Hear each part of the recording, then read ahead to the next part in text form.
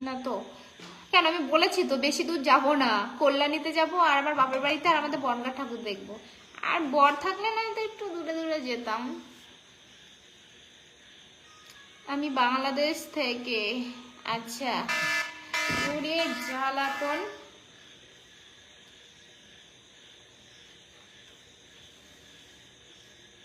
কোথাকার লাইভ দেখছো?